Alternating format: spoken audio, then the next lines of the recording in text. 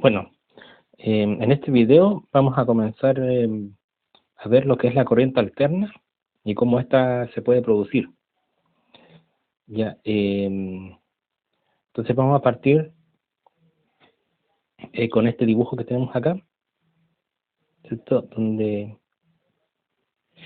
se muestra un experimento de los que hizo Faraday. Ya, ustedes en los videos, en los vínculos que dejé en la internet, ya pueden ver un vínculo que dice videos de la ley de Faraday. Ya, ahí ustedes pueden ver en forma detenida cómo se produce este fenómeno, ¿cierto? A través de la inducción electromagnética. Ya acá vamos a hacer como un resumen solamente de los experimentos que hizo Faraday para poder llegar, ¿no es cierto?, a este descubrimiento, ya que consiste en la inducción electromagnética. Ya, entonces, en este experimento que vamos a ver acá, ya lo que hizo Faraday fue utilizar una batería de voltaje continuo, ya, y un interruptor, un switch. Ya, entonces, ¿qué es lo que hace esta batería? Alimenta una bobina. Ya, y en esa bobina se va a producir, por inducción electromagnética, se va a producir una corriente. Esa corriente finalmente va a ser medida mediante un amperímetro. Ya, entonces, si ustedes pueden, si se fijan, el conductor que viene de la batería, ¿no es cierto?, alimenta, podemos decir que se transforma en un arrollamiento, ¿ya? Y ese arrollamiento vendría a ser la bobina. Ya, esta bobina, por inducción electromagnética, ¿no es cierto?, genera un campo magnético. Y ese campo magnético, ¿no es cierto?, genera un campo que es invisible, ¿ya? Pero existe, ya es un campo que está ahí alrededor de esa bobina, ¿ya? Y esas líneas de campo magnético nosotros las podríamos ver si hiciéramos un experimento con unas limaduras de hierro, ya si utilizáramos una hoja de papel, colocáramos unas limaduras de hierro y debajo un imán, ya podríamos ver nosotros que esas limaduras de hierro van a formar una especie de dibujo, ya, un dibujo que muestra las líneas del campo magnético que están alrededor del imán, ya. Entonces, al alimentar esta bobina, se está generando un campo magnético en la bobina, y este campo magnético va a interactuar con esta otra bobina que se encuentra acá, ¿ya? Entonces, por medio del aire, ¿no es cierto?, se transporta este campo magnético que llega a esta otra bobina. Y esta otra bobina, ¿no es cierto?, se va a generar en ella una corriente, ¿ya? Producto de la interacción, ¿no es cierto?, entre ambas bobinas, que se encuentran separadas físicamente, pero a través del campo magnético, ¿no es cierto?, se permite, ¿no es cierto?, esta inducción electromagnética que genera esta corriente en esta bobina secundaria, ¿ya? Entonces, esa corriente que se genera en la bobina secundaria, producto de la interacción magnética entre las dos bobinas, esa corriente se va a poder medir a través de un amperímetro. Y ese amperímetro va a mostrar, ¿no es cierto?, la lectura de la corriente, que podría ser corriente negativa o positiva. Va a depender si el amperímetro se mueve al lado derecho o al lado izquierdo. Ya, entonces, ¿en qué consistía este experimento? Que Faraday accionaba el switch, alimentaba la bobina primaria, ¿no es cierto? Esa bobina primaria generaba campo magnético, alimentaba la otra, ese campo magnético interaccionaba con la otra bobina, y esa bobina, que es la secundaria, generaba una corriente, y esa corriente era medida por el amperímetro, ¿ya? Entonces, esto solamente se podía producir ya si se accionaba el switch, ya, o si Faraday soltaba el switch, ya, podría ser de las dos formas, cuando accionaba o cuando soltaba el switch. Pero después de haberlo accionado o después de haberlo desenergizado, la corriente automáticamente volvía a ser cero, ¿ya? Entonces ahí Faraday se da cuenta de que la inducción electromagnética no ocurre con voltaje continuo, ¿ya? Si yo dejo el switch en su posición cerrado, ya ese voltaje continuo no va a generar esta inducción electromagnética durante el tiempo, sino que simplemente va a ser instantáneo, solamente cuando él energiza o cuando desenergiza. ¿Ya? Entonces ahí es cuando Faraday se da cuenta de que este voltaje continuo no sirve para poder generar esta inducción electromagnética. Por lo tanto, él empieza a ver otro experimento, ya que el que tenemos acá. ¿Ya? Y en este otro experimento, él hace interaccionar un imán que tiene polos norte y sur, ¿ya? Y esos polos norte y sur del imán, ¿no es cierto? Él toma el imán y lo acerca y lo aleja hacia una bobina. Ya, la bobina que pueden ver ustedes acá es una bobina, ¿no es cierto?, que en el fondo es un arrollamiento de conductor, ya que este conductor está en forma de espiral, ya, y forma esta bobina. Entonces, al acercarse y al alejarse el imán de la bobina, nosotros vamos a tener una inducción electromagnética, ¿ya? Aquí no hay ningún contacto físico entre el imán y la bobina, solamente yo lo estoy acercando y lo estoy alejando, ¿no es cierto?, internamente, y por medio del campo magnético, ¿no es cierto?, se va a generar en la bobina una corriente, ya, una corriente eléctrica. Ya, esa corriente eléctrica, acá Faraday se da cuenta que cuando él acerca el imán y cuando lo acerca, por ejemplo, se genera una corriente positiva, supongamos. Cuando él lo aleja, la corriente viene a ser negativa. Y cuando él deja que el imán quede quieto, ¿no es cierto?, la corriente es cero. ¿Ya? Entonces ahí es donde él se da cuenta de que el movimiento, ¿no es cierto?, que se produce entre el imán y la bobina es el que genera esta inducción electromagnética. Si estos dos objetos están quietos, no va a haber ninguna inducción. ¿Ya? Entonces, después, ¿no es cierto?, avanza más con su experimento y finalmente llega a algo, llegamos, ¿no es cierto?, a lo que es el principio básico de un generador. ¿Ya? El generador de corriente alterna, ¿no es cierto?, consiste en una espiral, ya, una espiral conductora que viene a jugar el papel de una bobina. Ya, una bobina que está en movimiento, ya producto de que yo estoy rotando, ¿no es cierto?, esta bobina en torno a su eje. Ya, al hacer rotar la bobina, estoy haciendo que se mueva la bobina. Ya, y esa bobina que está en movimiento va a estar interaccionando con este imán, ya que tiene polos norte, ¿no es cierto?, y un polo sur. Ya, producto de esa interacción, ¿no es cierto?, vamos a tener una inducción electromagnética. ¿Ya? Y esa inducción electromagnética que va a provocar de que la bobina, ¿no es cierto?, en las terminales de la bobina se genere un voltaje. ¿Ya? Y ese voltaje va a alimentar, ¿no es cierto?, la ampolleta que tenemos aquí. Ya, mientras yo mantenga en movimiento esa bobina, ese voltaje se va a generar, pero si yo dejase quieto esta bobina, no va a haber ninguna inducción electromagnética, por lo tanto, esta ampolleta estaría apagada. ¿Ya? Bueno, eso fue como todo el descubrimiento que hizo Faraday, ya referente a cómo funcionaría un generador de electricidad y cómo funcionaría un motor eléctrico. Ya en esos tiempos ni siquiera existía un generador de un motor, ya simplemente estaba descubriendo el principio detrás de ese funcionamiento. Ya después, con el paso de los años, otros científicos empezaron a desarrollar más las ideas y pudieron llegar finalmente a lo que conocemos hoy como el generador y el motor. ¿Ya? Entonces aquí abajo yo les muestro cuáles son las aplicaciones de la corriente alterna, ya que son varias.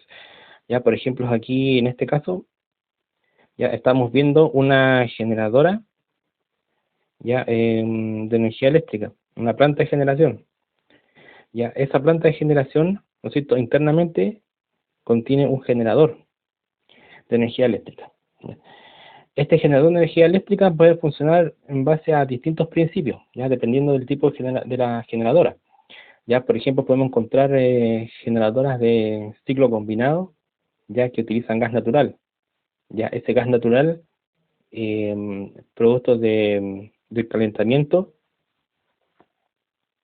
permite, ¿no es cierto?, calentar el vapor de agua, y ese vapor de agua hace que se muevan unas turbinas, y esas turbinas generan este movimiento mecánico que hace que el generador mueva su eje.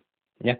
Al mover el eje del generador, ¿no es cierto?, ese eje representaría, para nosotros sería como la bobina, ¿no es cierto?, la espira conductora que se está moviendo en torno a su eje, ya, y que va a generar, producto de ese movimiento, un voltaje. Y ese voltaje es el que sale de las terminales del generador, ¿no es cierto?, y es el voltaje que después finalmente va a salir hacia las líneas de transmisión.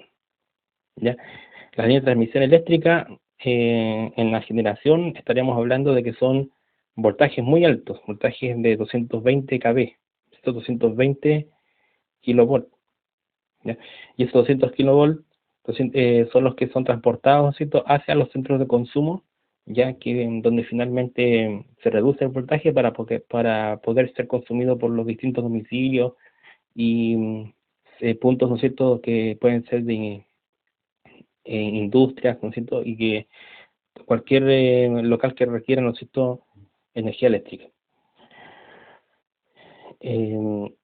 Entonces, este voltaje ya le llaman voltaje sinusoidal, ya es un voltaje alterno, ya como que está mostrando acá el dibujo, es un voltaje que tiene un ciclo positivo y un ciclo negativo, un semiciclo positivo y un semiciclo negativo.